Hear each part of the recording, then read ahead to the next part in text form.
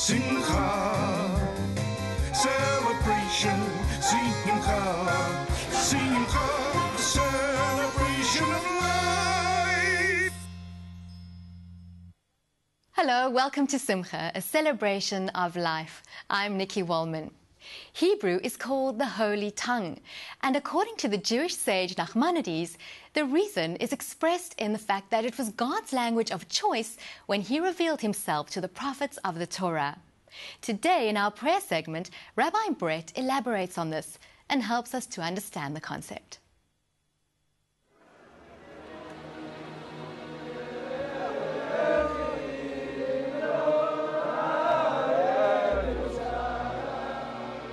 If prayer is all about expressing our recognition of God as being a source of blessing, and by doing so tapping into these energies and creating a stream of communication and a stream of deservedness, or recognizing the source so that then Hashem wants to give it to us, if so, it would make sense that when we pray we need to understand what we're saying.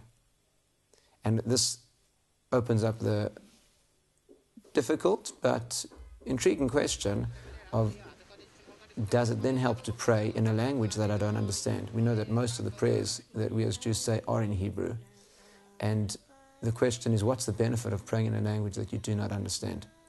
So first of all, we must say that a Jew is allowed to pray in any language that he understands, and the truth is the decision is a personal one. On the one hand, it makes a lot of sense to pray in a language that you understand, but the power of prayer in Hebrew is something not to be undermined. And so many people are won over by the power of Hebrew prayer, and they choose to say their prayers even though they don't understand them in Hebrew. And you can do that, and there is incredible power in doing so. On the other hand, many people say, I want to understand what I'm saying. I believe that for many people the best is a bit of a combination, where saying everything in Hebrew might make it difficult for you to connect, whereas just saying prayers in English might make you lose the sense of mystery and energy that only Hebrew and ancient prayers can have. And so maybe a bit of a combination is best. But I would like to just for a few moments justify praying in Hebrew if one doesn't understand what one is saying. It's not just about text in Hebrew, but it's about fixed text. We basically open the Siddur, and if you want to pray for healing, well, this is how you do it. And if you want to pray for livelihood, well, this is the blessing that you say for that. Where's the personal expression? Where's the individuality? Where's the connection between you and your personal God? And the answer is understood with the following. First, we've all been in situations where we've sang a national anthem, or even a chant at camp, and you get given the script or the text, as in Hatikva or Nkosi Sikeleli, Africa, and you sing it. And when you do, you feel so connected to something bigger than yourself. Part of prayer is recognizing the connection to something bigger than yourself.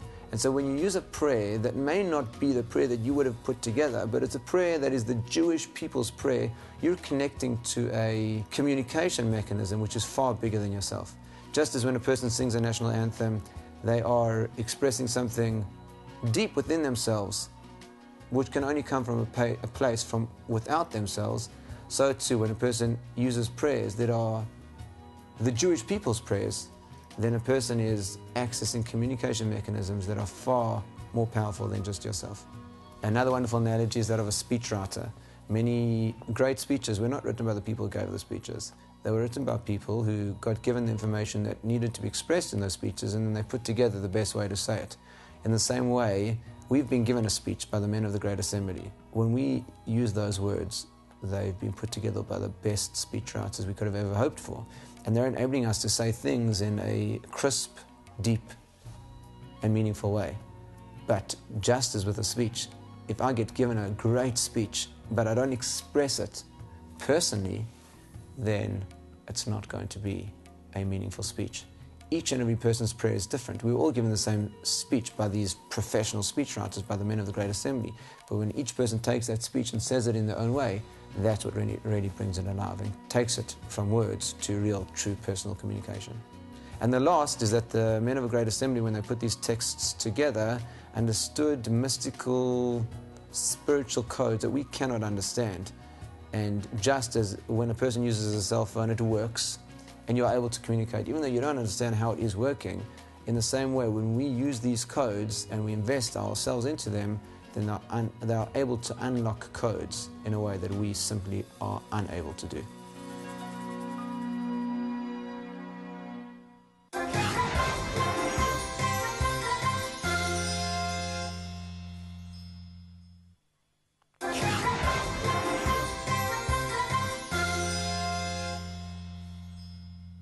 Chaiyenu opened its doors in 1999 with a mission to offer holistic services to seriously ill children and their families in Israel.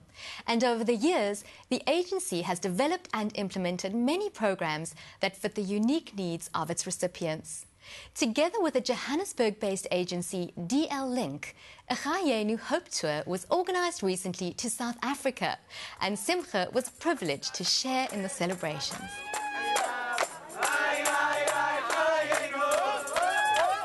Chaiyenu is a organization, or I call it a family, of support, physical, emotional, psychosocial, to any family in Israel who has a child with cancer or any other life-threatening illness. It's a holistic approach to the home, to normalize the abnormal situation, to calm the tsunami that has struck. Once a child is sick, the whole family is ill, and we go in and take over that situation. I never want cancer to ruin the childhood of any child. So if I keep that in focus, then we can custom design for every home exactly what they need, and it's all over Israel. It's hundreds and hundreds of families where we have volunteers and staff that just move right on in and are there on a daily basis for the families for whatever needs that they may have.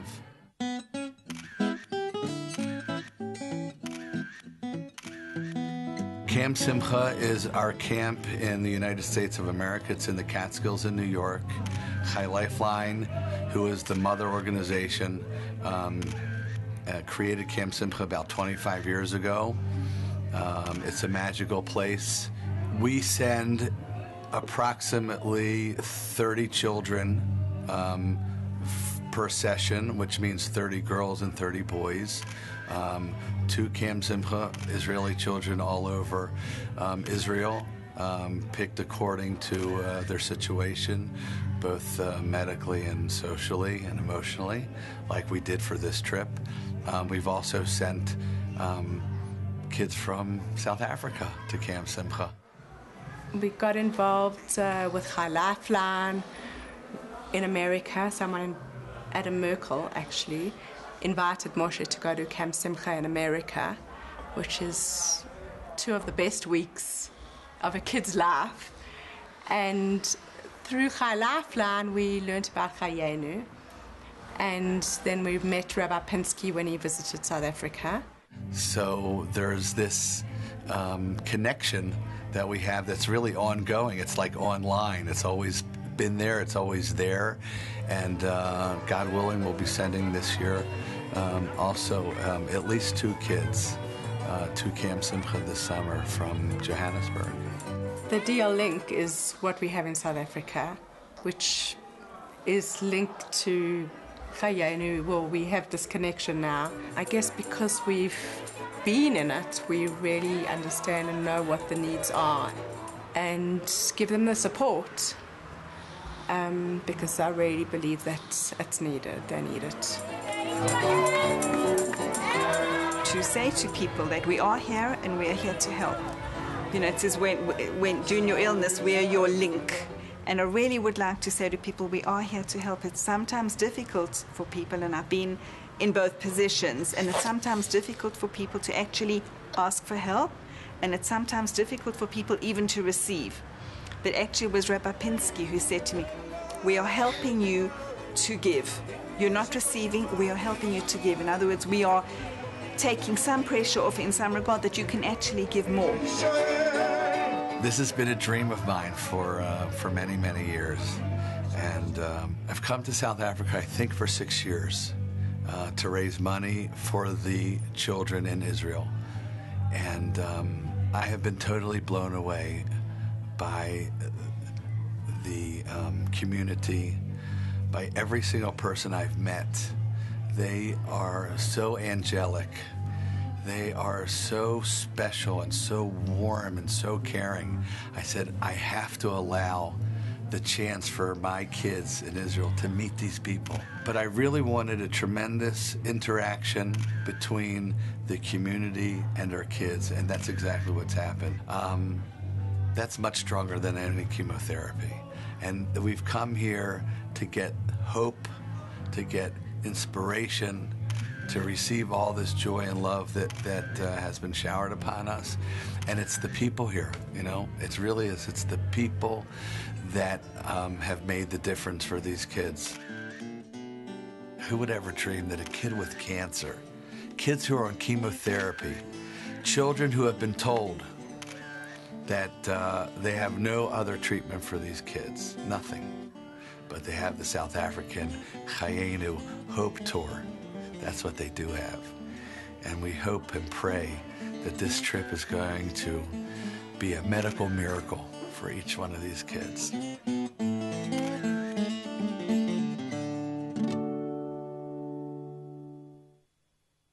Well, that brings us to the end of today's show. Thank you so much for being with us, and we look forward to seeing you same time next week. As always, from me, Nikki, and the entire team, shalom and have a safe and peaceful week.